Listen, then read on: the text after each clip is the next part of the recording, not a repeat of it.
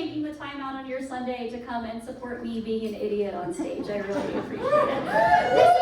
I just want to fly, put your maggots in me, baby. And it is a look into insects, arthropods specifically, but I do specifically talk about Hexapoda, which is the family that insects live in. I find ecology increasingly more important in the political climate that we live in right now. And I feel I might be Central Cinema's best kept secret, mostly because I moved away from Seattle. But I used to do these fairly frequently, and I'm hoping that I get to do them more often soon. But I'm about to get into that. So why do they keep letting me do this? This is my 6th science in a movie in the course of 8 years. I am hoping to get all 4 extra done before 2028 so that I can have around like 10 years with them and 10 science in a movies. But I started working with them in 2028, and I actually started working with them through the Pacific Science Center. I was a fellow there. I took a course called the Science Communication Fellowship, which is basically where me as a scientist took classes to learn how to provide scientific information to people who maybe don't have a scientific background. And so I started working with them, did my very first one, which you can see at the very top, called Various Moaning Sounds, or Science in a Movie, A Look into Zombies. And that one we did Return of the Living Dead, which I was actually talking to a couple of people. It made me laugh. They're actually doing Return of the Living Dead here soon, and I think mine was better because I, got to talk about science stuff. But the next one we did was this one right here, which I think is the perfect picture of me because it's me holding a gin dressed as a killer clown with the word anxiety behind my head. But we did Killer Clowns from Outer Space, and I talked about the science of fear, basically the biochemistry, psychology, and all of that goes into it. And then I focused on phobias, and then I talked about calrophobia, which is the phobia of clowns. And then 2020 happened and everything sucked. And then unfortunately, that program through the Pacific Science Center became defunded. And Kevin, one of the owners here at Central Cinema, reached out to me and was like, hey, we love working with you.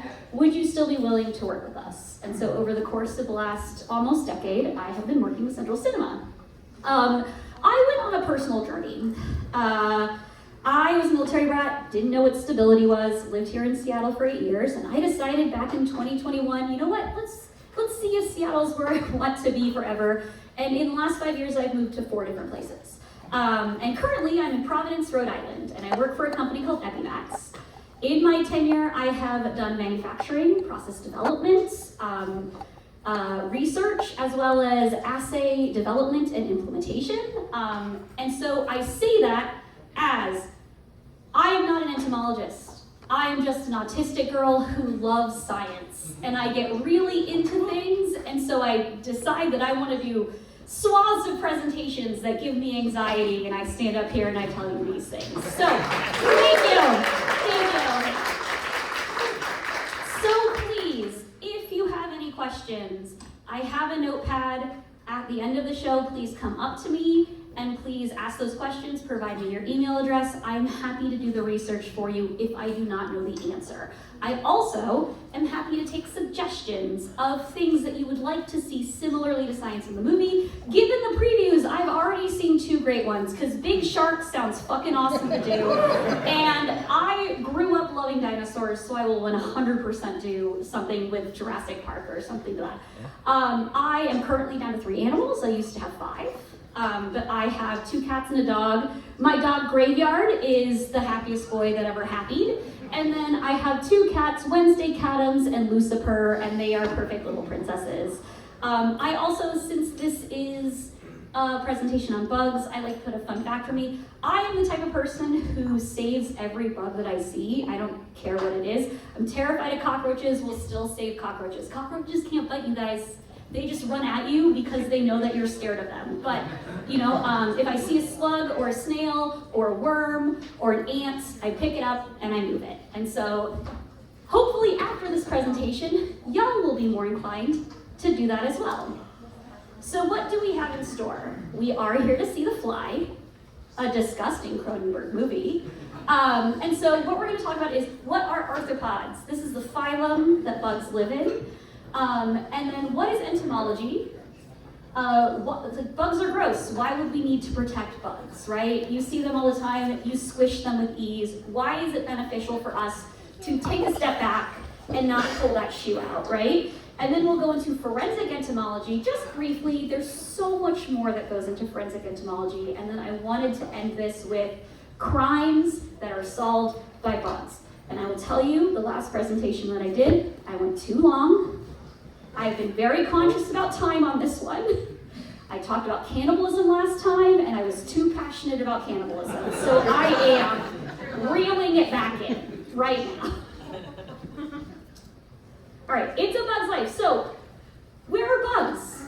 We think of bugs as terrestrial things, right? You see them flying in the air, you see them crawling on the ground. Where do we see bugs? So this is the diverse world of the exoskeleton. They live in the phylum Arthropoda, called arthropods. And that's a big word that you guys don't really need to know. It's basically the way that our ecosystem is broken up. We have introverts, extroverts, fungi, plants, different things like that. This is part of the introvert family. So the way they are defined is by an exoskeleton made out of calcium carbonate called chitin. And then they also have multiple segmented bodies with jointed appendages.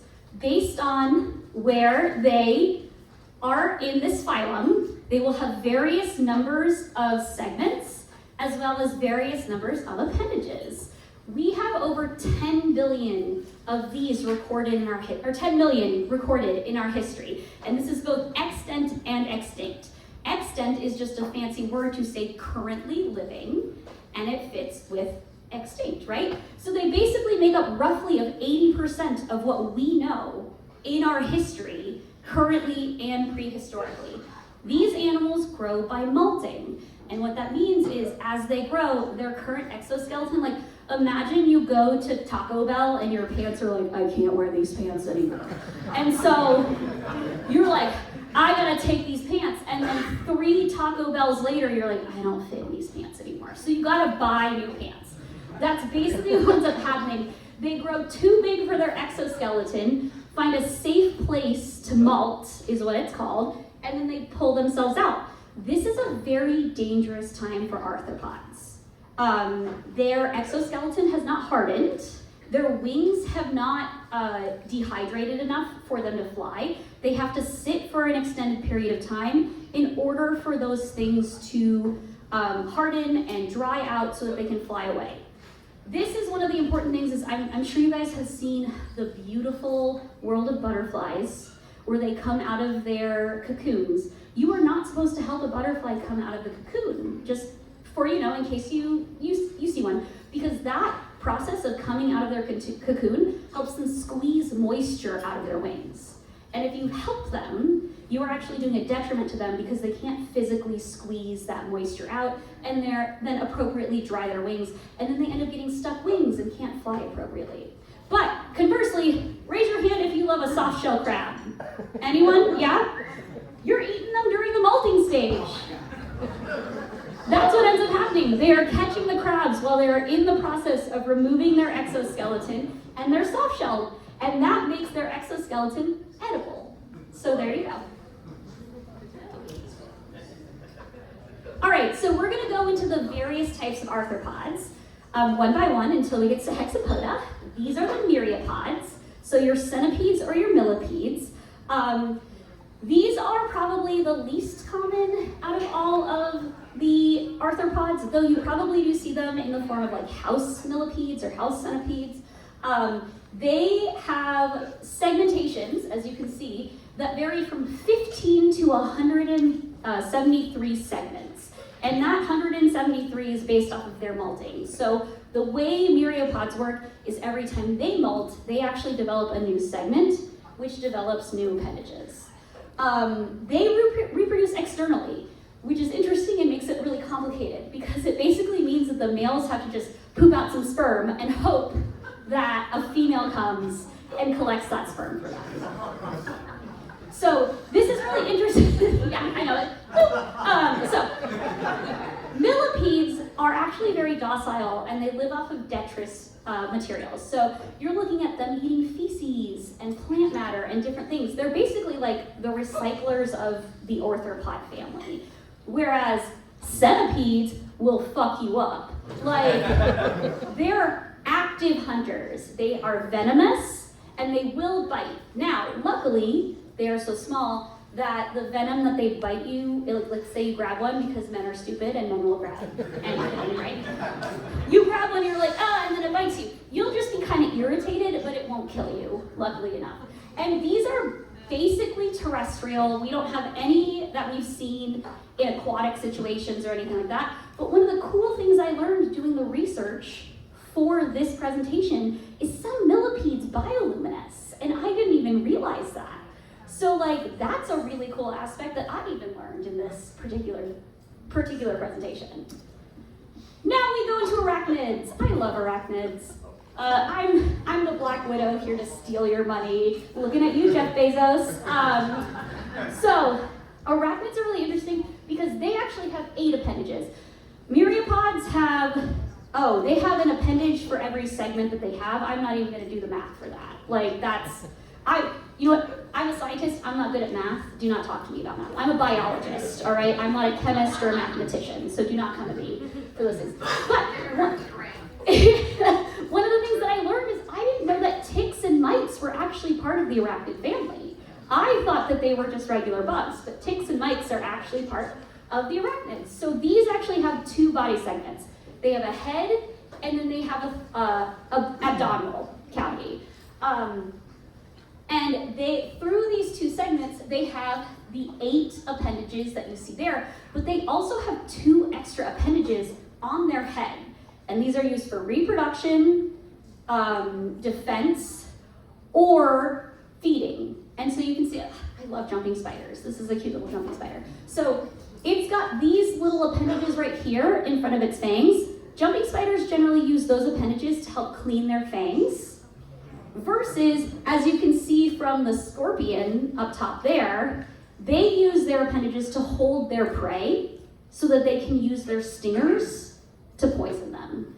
There are over 100,000 species of arachnids, with half of them being spiders specifically, and these are mostly terrestrial, but they also can be aquatic or semi-aquatic. You've seen those spiders that you see skit over the water and stuff like that. So these have a more diverse ecosystem, but are still mostly terrestrial. And now we come to the aquatic version of your arthropods, the crustaceans. I know people joke a lot about crustaceans being sea bugs, but no, these are actually sea bugs. If you are a connoisseur of crabs, lobsters, shrimp, anything like that, you're eating a bug. You can sit there and pretend that you don't like bugs, but you're eating a bug. This is the second most diverse of the groups in the arthropod family. And you can see from all the photos here how diverse they can be. They do come in 3 body segments, though, as you can see with this horseshoe crab, some of the body segments can come fused. Each body segment can have its own appendage based off the specific species. So, like you can see here, the horseshoe crab doesn't have anything externally from its face, versus this crawfish that has pinchers similar to the scorpion that it uses to catch its prey, use as defense, different things like that.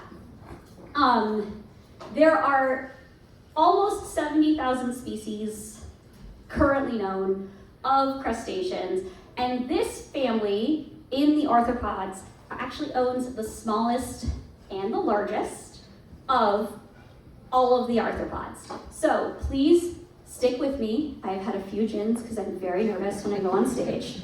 But we have Stagiotantalus stocki, which is this guy. It's the smallest arthropod, and it is 0.004 inches long. It survives in the ocean as an exoparasite on a different crustacean. So it's just floating around, annoying another person. Versus the Japanese spider crab, which is the largest arthropod currently known to man, with a leg span of almost 13 feet. I grew up lobstering in Florida. I don't know if any of you have ever gone crabbing or lobstering or anything like that, but if you are out in the middle of the night and you see one of these animals walking, it looks like a fucking face hugger. It's terrifying. You're like, oh, but luckily they're delicious in butter. So, okay, and we're gonna pause this. I don't know how many of you have ever seen a science in a movie with me? Probably just my friends. Oh, hey, hi! Thank you so much for coming back. Yeah, I make it gross. I don't know if anyone has ever, so if you're eating food, I apologize. I don't care. You bought the ticket, you came here. But we're about to talk about one of my most favorite facts about the arthropod family. Welcome to the wild and sexy world of the barnacle. You guys probably haven't thought a ton about barnacles, right? Like in your life, you're just like, whatever. Barnacles are hermaphroditic, so that means that they have both male and female parts. But unfortunately, they cannot self-reproduce. And what that means is they have to find compatible other barnacles. But what do we know about barnacles? They don't fucking move, right? It's like dating now. You just expect someone to kick your door down and be like, I'm here, I'm your soulmate, right? Like, what is the barnacle supposed to do? So the adaptation that the barnacle has made is they have developed the largest penis in the animal kingdom. Ow, right? Yeah. So this is actually an example of it. So they develop this penis because they live in colonies like this. And they have to be able to find a partner in this colony being stationary. So they have little tiny fibers on their penis that find another mate in these colonies that are sexually compatible with them. And then they place the seed in the egg sac, which is located underneath the exoskeleton. And once they have sex with another barnacle, the penis disintegrates. And it's gone until the next mating season. But the interesting thing about it is, I don't know if any of you all are also autistic and get really interested in things. I once learned, why do oysters taste the way they do? Because I was sitting there eating oysters and I decided to look it up. So the environmental factors actually determine what kind of penis they're gonna have. If they're in shallow, very calm waters, they're gonna have a very flexible, very long penis. If they're attached to a sea turtle or a whale or something that is constantly moving, that has wave factors to it, they're going to develop a girthier, stockier penis. So men or women, choose your fighter when it comes to what you're looking for in your partner. Now we come to the hexapods, the insects. So these are the most diverse group. As we know, they come with 6 pairs of legs, which is where hexa, 6, pod, feet, comes from. These are the only invertebrates that have actually developed flight. We don't have any other invertebrates that have been able to develop it. But they're also the most diverse. They communicate in various different ways: light production, sound production, and chemical communication based on the breed. And they can be found on every continent. Most of them hatch from eggs, though, ladies, some of them can reproduce through parthenogenesis, which basically means you don't need no man. You just make more women, right? Hey, female utopia. Woo, let's go. For those of you who missed my cannibalism presentation, I was very feminist about it. Now, so they do develop via metamorphosis. And there are 2 ways of metamorphosis. So you have an incomplete metamorphosis where it's kind of similar to what the myriapods do. They look exactly the same, they just get bigger, right? So you just molt and then you're bigger and that's the way it is. Or you have a complete metamorphosis, which is similar to what butterflies normally do. You have an egg, a larva, a pupa, and then the adult version of what it is, where it is completely changed from what it originally turned out to be. And so in that way, it is so interesting to look at the various different bugs and be like, oh, I see you. You were once this thing, and now you're completely different. Like a star. No, sorry. I'm just But I would like to take a moment of silence for the snail. I know a lot of you don't know me, but there are a couple of people. I have a gastropod-based belief system. I fucking love snails and slugs. They're not arthropods, so I don't really get to talk to them about them in this particular presentation. They're actually part of the phylum Mollusca, which is like where your clams, your oysters, those types of animals come from. But they also survive in all environments. They even survive in the Arctic. And they are the second most diverse animal species, Mollusca is, that we have versus Arthropoda. They use a wide source of food diversity. There are carnivorous slugs out there. We mostly see the herbaceous ones, but there are some out there. And I just fucking love slugs and snails. They're so fun. And so this one is your typical garden snail, which, you know, I have a lot of respect and love for. I pick them up off the sidewalk. I make sure that they don't squish. But for those of you who don't know about this badass right here, this is a volcanic snail. They live in the deep ocean in 750 degrees next to the volcanic vents, and their shells are made of iron. They're pretty fucking badass, right? Yeah. So I could not do a presentation on bugs without briefly showing my lines to the snail. So. All right, so what is entomology? Like, we sit here and we talk about bugs all the time, we do all these different things. What is this actual study that we're talking about? So it is a branch of zoology that specifically focuses on arthropods. And it specifically focuses on insects, though it can talk about crustaceans and different things depending on the situations that are needed. Historically, it has been in the human consumption since prehistoric times. We have been using it to ensure crop survival. How many of you guys like honey? Like, we use bees all the time, even in prehistoric times, we use that to sweeten things.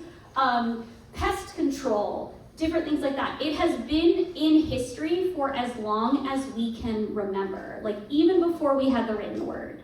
And so now modern uses of entomology include pest control, agriculture, medical entomology, and forensic entomology. And we won't really go into these first three like super in detail. I'll briefly talk about each one of them, but forensic entomology is definitely going to be something we kind of like, I'm going to say I'm like the tip of the iceberg of what forensic entomology is.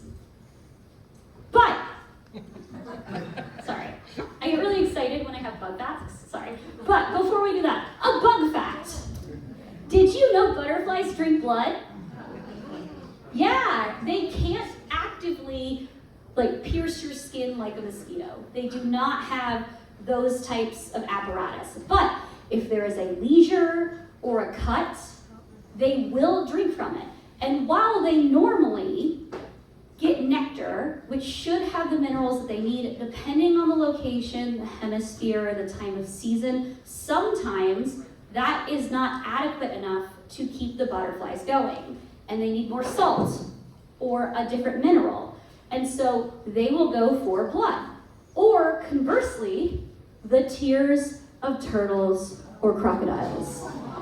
Aren't these the most fabulous looking turtles or crocodiles you've ever seen in your childhood? Now, I will say this mostly happens in like tropical climates where, again, they might not be able to receive the minerals based off of like rainfall and different things like that. But yeah, I would like to think that maybe in another life I was this really sassy dwarf caiman over here, and I'm just like, yeah, you wish you looked as cool as me. But now you can go tell your friends, like, hey, did you know barnacles have huge penises and butterflies drink blood? Like, all right. And so I just kind of want to, like, I think bugs are so important. And we think of like cockroaches and flies and mosquitoes. And I just want to highlight 4 really beautiful insects that live in the insect. And this is minimal of what they are. But these two, believe it or not, live in the United States of America. The blue orchard mason bee is really important in the Indiana area for agriculture. They pollinate apple plants, cherry plants, almond plants, different things like that. Very, very important for our agriculture. This beautiful baby lives in West Virginia. And I don't know if you guys know what lives in West Virginia. Mothman. So if you think Mothman can't look like a rosy maple moth, you are incorrect. Imagine that with those cheeks right there, right? Bam. Smut girls, I just gave you something for the spank band. There you go. We also have the orchid mantis. The orchid mantis lives in Asia. I love praying mantises. So while doing this presentation, I started realizing, so like I said, this is my 6th one. I started realizing this presentation had connections to almost all the presentations that I did before. Because one of the things that I talked about in my cannibalism presentation was sexual dimorphism, and one of the animals that specifically shows sexual dimorphism is the praying mantis, because this is what the females look like. Men, you don't get to look this fabulous. Like, look at this. She looks like a flower. If you were to see her compared to the orchid that she is supposed to be impersonating, you wouldn't even be able to tell the difference. There are also praying mantises that look like sticks. There are praying mantises that look like leaves. And it's always women who look that way. Sorry, men, I don't mean to get like on my high horse, whatever. But, okay, I will give men a second here, all right? This is the peacock spider. They are indigenous to Australia, and they use their beautiful coloration to entice women, and then they go with their butts, and the woman's like, I like those dance moves, sure. Yeah, you know, like, it's basically a night at the club, right? Well, I mean, I'm almost 40, so I'm not doing that anymore. But, you know, back when you were in your 20s, you were like, all right, it's the end of the night, let's go. Like, whatever. But, like, so it can be dispersed equally, sorry, like, beautiful males, beautiful females. But yeah, you know what I mean, like, lovely, lovely buds. All right, I'm about to get a little bit down, and I'm sorry. But these are reasons maybe not to pull your shoe out. Like, bugs are gross, sure, but like, what is their importance in our society at large right now? Well, and I want you to pay attention to this. This is actually from 2019. So, 2026. We're 3 years away from it being 10 years from what this graph is showing us. And this is the decrease in population. So those percentages that you're seeing on the side are the decreased percentages of these different types of bugs that we're seeing right now. We're seeing butterflies at 53%. We're seeing bees at 46%. Like, this might not look like it's important, but when you put in the big scheme of things of how bugs contribute to our everyday lives, these numbers start becoming a big fucking deal. Because a lot of these are how you guys get the food that you eat every single day. And one of the factors of decline are data centers. And I don't mean to get on my high horse about this. I've been very depressed all year, especially with how everything is. And this was the first time I actually got to put all of my aggression into one presentation, and y'all are gonna hear about it. So, unregulated pesticides are one of the issues that we have when it comes to agriculture. But we're also looking at intensive and intrusive agriculture, things that are taking over places that aren't supposed to be there. We're also looking at land loss, light pollution, noise pollution, as well as global warming. And there are people that are going to be out there that are going to be like, oh, well, plants live off of CO2. You're right, plants do live off of CO2. But the biomass and the bionutrients that are being created from plants that are absorbing the CO2 is not nutritious enough to keep our ecosystem going. And data centers are a huge issue about that. One of the things that we talk about all the time is the water loss. And yes, that is very important. I'm sure a lot of you understand how distillation works, but I'm going to let people know when you distill something to have a pure form, you're not boiling that little piece right here to make it distilled. What you're doing is you're boiling out the pure stuff to put it in a different flask or a different location, and you're keeping the impurities in the bottom. And that is what's happening in communities that have data centers. When you see that rancid brown water, that is what you're seeing. The data centers are evaporating the pure water into the air, and people are like, oh, that doesn't matter, it's gonna rain out. That doesn't promise rain. That's not gonna promise that we're gonna get fresh water from it. So we're just getting that sludge. And that's a big issue because it's currently affecting humans. We are currently seeing people drink this nasty water, and it's a big issue. But do you remember how I told you how bugs communicate with each other? Light, noise or vibration, and chemicals? Well, have you ever been near a data center? Do you know how fucking loud a data center is? I don't know if any of you have read any articles on it, but there are farmers in Texas who have data centers near them. Their cows are not producing calves right now. So we are seeing a decrease in beef production, milk production, and that is going hand in hand with bugs.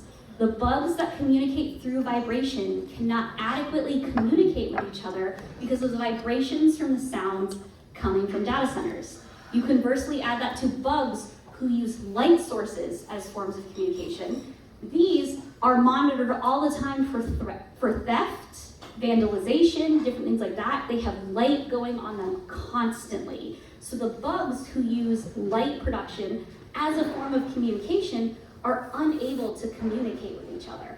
And it is one of those things where it's like, you can look at the surface level of how these issues are affecting us right now with water, but things like data centers are going to have large-scale impacts to us as a species over the course of the next few years unless we do something about them. And I know this might not be as big of a deal for some people here, because I did do the research, and unfortunately, Seattle does have a species of fireflies, but they don't bioluminate. But me growing up in the South, I grew up chasing fireflies all the time. I would put them in jars, I hope they didn't die because I didn't poke air in them, just being up. And I actually had a really interesting interaction last night where I was at a 4th of July party, and like I said, I live in Providence, Rhode Island right now, and the person I was speaking to went, oh, well, do you see fireflies in Rhode Island? And I went, no, I don't see them at all. And he is 10 years older than me, and he grew up in Rhode Island, and he was like, I used to chase fireflies all the time. And I went, I know, I used to do that in Alabama too, and you just don't see them anymore. And these implications are happening real time. If you have never seen a firefly, unfortunately, you may never see a firefly again because we are rapidly losing them due to land loss. They mostly live in marshy, humid areas, and because those marshes are being drained, they have no place to live. Light pollution is not allowing them to bioilluminate the way they used to find mates. We are actively in this moment seeing mass extinctions left and right. No one's talking about them, or if they are talking about them, they're being silenced about them. And I will use this stand right here to yell about all the things I want to yell about. We've talked.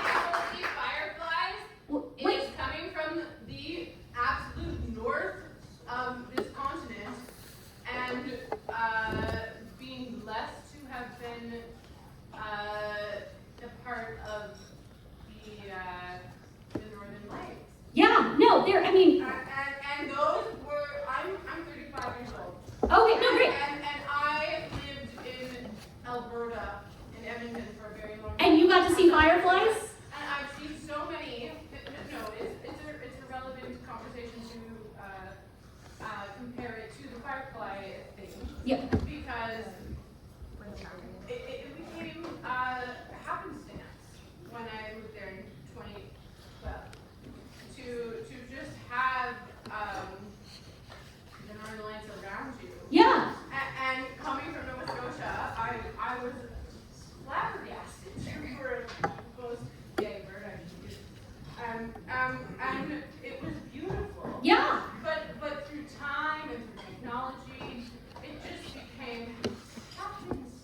that you get to see it. Yes, I understand. Yes, yeah. That is another issue. It's not bug related, but you are completely right. Light pollution means that we're not seeing the constellations like we used to. We're not seeing the northern lights like we used to. You see people like Ivanka Trump and her like worm-looking husband who are like, we're gonna take this land because we thought it was so beautiful. You know what I mean? Like, but those are the reasons that us as layman people who aren't the 1%, the 3% or whatever, don't fucking get to see the beautiful things in the world anymore because like nobody cares. So, all right. Arthropods play such an important role in our everyday lives. 75% of our global pollination happens from bugs. And if y'all in Seattle like your coffee, and I'm pretty fucking sure y'all like your coffee, it's based off of bees and flies, and you're welcome. They also provide pest control. If we were able to create a symbiotic relationship with other arthropods, we actually would be able to have a healthy pest control system that wouldn't rely on harmful chemicals that we put on our produce. And I have a case in point in this presentation for y'all. They're also a food source. I will openly be honest with you. I wanted to put a slide on here, but I haven't had, I've been distracted. I haven't had Wi-Fi and I've been distracted. I'm a human, like, give me a break. But I ate bugs this week. I don't know if you guys know Poquitos. They have chapalinas, and those are delicious fucking crickets. They are crunchy, they are spicy, they are tangy. I highly recommend them, especially if you dip them on a chip with queso. It is a nice little treat for your mouth. And so I highly recommend it. But they are a natural food source for most of this globe. 80% of the population on the globe eat bugs in some form. America is one of those weird things where you're like, ew, they're gross. Bugs are technically the protein of the future. They take very little to grow. You get lots of them, high in protein, low in calories. Start eating bugs, y'all. Like, get on it, right? But we also have extra players. We have dyes that you get from various colored bugs. We get fabrics. Have you heard of the silkworm? If you guys like your silks, your silk sheets that are so cool and so nice on your from a worm, all right? And then we have beeswax, which is one of the few things bees provide us, but those are in cosmetics. We put them in candles. We put them in lotions. We do all these things. But bugs have also been very, very important for scientific advancements for centuries at this point in time. There we go. So pollinators. Bees and butterflies pollinate over 1,200 different types of crops, from fruits, from nuts, coffee, cotton. If you like chocolate, that is a player when it comes to bees and butterflies. They're responsible for the American agriculture. 75% of our pollination of American agriculture. And again, I want you to think of all of the news you've heard about data centers. Data centers taking farms, data centers moving into locations. If you actually think about what that means when it comes to our agriculture, in 10 years, are we going to have enough food? We talk about having a water war constantly, but a food war is also going to be something that is perpetuated from data centers. With population decline, we are also going to see a decline in food. And I have already read a few articles where we're looking at the winter being one of our hardest winters when it comes for food soon. If you've already seen grocery prices spike, we're probably gonna see them spike even more.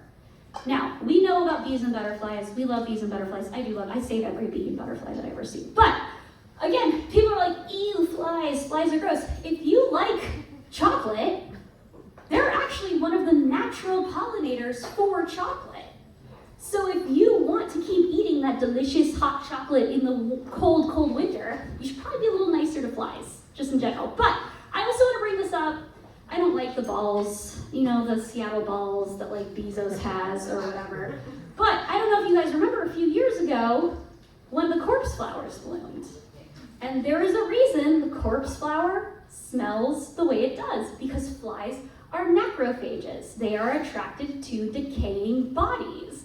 And so the corpse flower, Amphiphallus titianus and Raphazilis arnaldi, all smell like they're dying. And that is because the bugs that they try to attract are macrophages. And so they go in there and they get all of the juicy little grossness and they fly away and they find another one that smells gross and they put more juicy little grossness in there and they pollinate and perpetuate these very stinky, very beautiful flowers. Okay, I'm really excited about this one. Sorry, I love the bog spiders. So, I now live in New England where they have a lot of cranberry bogs, and I recently found out about this and I went, what? Oh, interesting. So, meet the bog spider. This is an example of symbiotic pest control. So, like I was saying, if we learn how to develop relationships with the animals around us, we can actually use an eco-friendly form of pest control. Most of these are huntsman spiders or wolf spiders, ones that actively go looking for pests, and they live in the cranberry bogs. The farmers protect and take care of these spiders because they know these spiders act as active pest control for them. And what ends up happening is bogs get flooded, and then you have this like sea of cranberries, and then you get these tiny little sailor bugs, or sailor spiders that are like on the cranberries. And so the cranberry farmers who have their little like overalls and stuff like that, just sit there and let the spiders crawl on them and get the spiders to dry land again because they know that the spiders are important for the ecosystem for the bogs. And I just find this so interesting because like, what if more agriculture worked towards creating symbiotic relationships with our ecosystem? Like, what if instead of poisoning everything all the time, having that go into our drinking water, we actually just looked at our ecosystem that we have right there and we go, oh, okay, spiders are great pest control. Instead of killing them, how can we ensure that they're developing and growing? And the bog farmers of the cranberry fields have learned how to do that. And I think it's a really fascinating study in things that we as people can learn to do to live coexistently with the things that we have around us. All right, dial maggot from River. So, we're about to get towards the end of this presentation. Sorry if it's been long-winded. I know I talk a lot. I get it. But I think you're gonna enjoy this part. It's a little gross. Less pictures, though I do put a few gross pictures. This is not my grossest presentation. If you wanted to see my grossest presentation, you missed it. That was the last one. That was cannibalism. I talked about a man eating his own testicles. But I talked about how the fly was important in science, and the fly is very, very important in science. We have over 100 years of working with the fly, and this is even with things like CRISPR being created, various gene developments. There are still laboratories that are choosing to work with Drosophila, the fruit fly. That is the one that they use specifically because, one, shockingly enough, Drosophila are very close genetically to us. They have 60% of human gene similarity and 75% human disease gene similarity. So that makes the stuff that we are learning from Drosophila very important.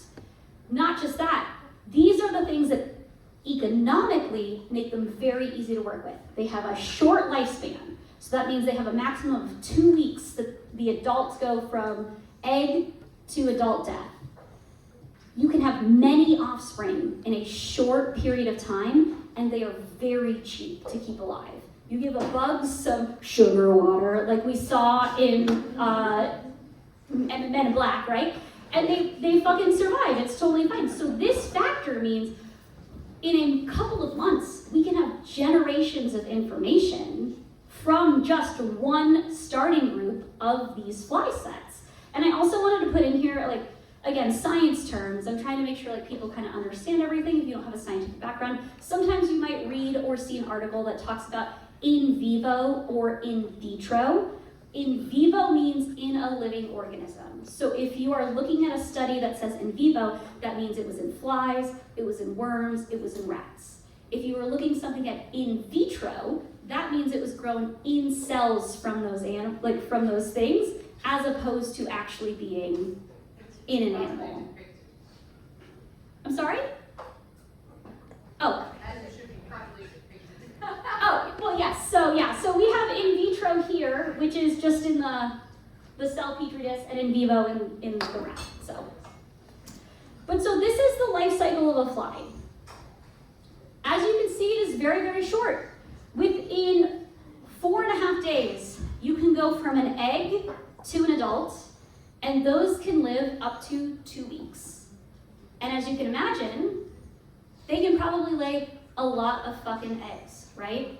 An average fly lays 50 to 100 eggs in any particular setting. So that means that reproduction and multiple generations are very easy to document. So what is forensic entomology? Well, the life cycle of a fly is really important when it comes to forensic entomology. You can use that system of, okay, we see a fly lays an egg, and it takes 4 days for this fly to become a full-fledged fly. How many flies, how much larva do we see on a rotting corpse? And all of this can be helped to solve crimes, murders, different things like that. And so forensic entomology is the application of these insects interfering with situations and us determining what is going on with this. And it can be used in stored products, urban, or medical legal. And we're gonna go into medical legal, but I do wanna touch a little bit on stored products and urban. So stored products are like, let's say your favorite rice is pulled back, right? They're like, you can't get this. And it could be because there's pests there. So forensic entomology might be used to be like, when were these bugs introduced? When were the cockroaches laid in that rice brand that you might use? And so investigators can go and use the lifespan of a cockroach and figure out when that might have happened, what the breach might have been. Urban is, let's say you're dealing with a pest control issue in your apartment building. You have cockroaches, you have ants, you have something like that. Forensic entomology can be used to determine when that happened, where it's happening from, where it's coming. And then medical legal is what you see in, like, I don't know, legal documentaries or whatever. Like, it's one of those things where it's like, oh, this person was murdered. A bunch of bugs pooped on them. Let's figure out what happened. All right, this is my favorite slide that I've made. And I would like to thank my best friend Benjamin for adding the sunglasses to the flies. I don't know if you noticed that, but it says tonight on CSI Flyami, yow! Right? Like I should have brought sunglasses to like rip off at that particular point in time.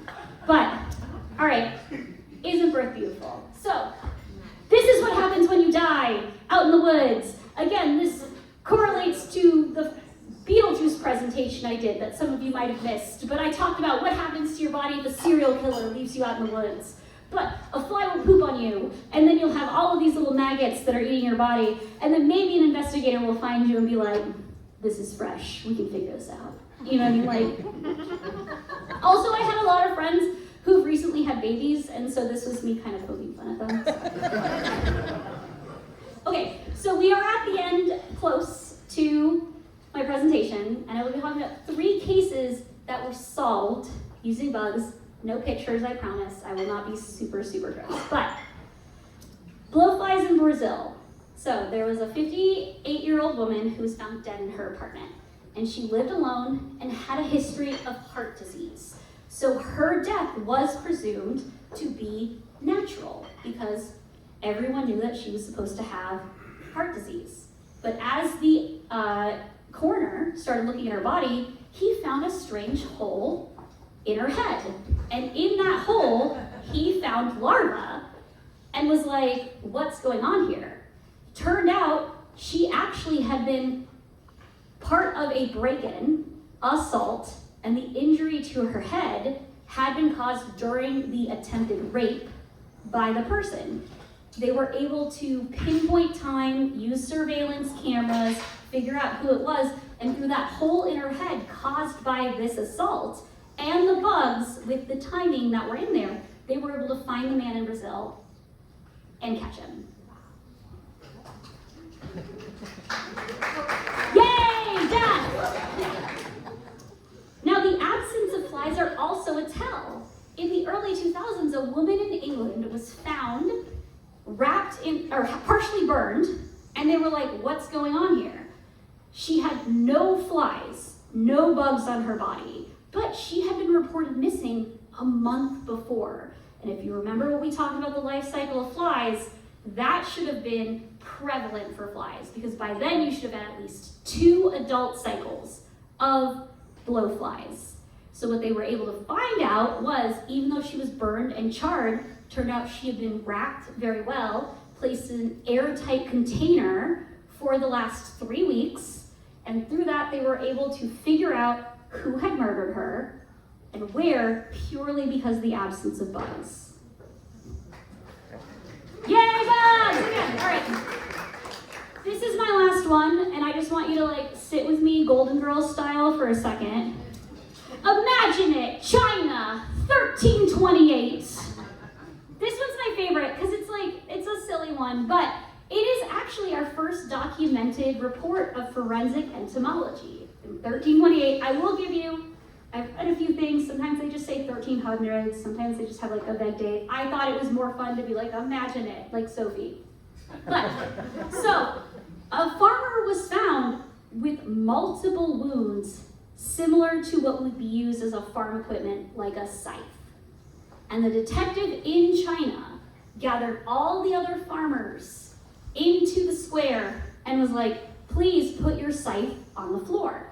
And though the farmer had washed it, there were still trace amounts of blood on his scythe, and blowflies collected to his scythe, revealing he had been the one to murder the farmer over a property dispute, and then was able to be put into jail.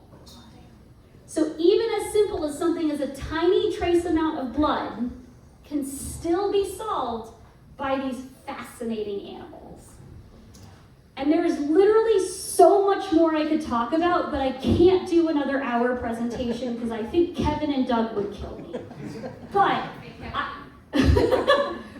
I haven't even talked about the various types of pollination, or the various types of sexual reproduction, or sexual dimorphism, or different things like that when it comes to insects.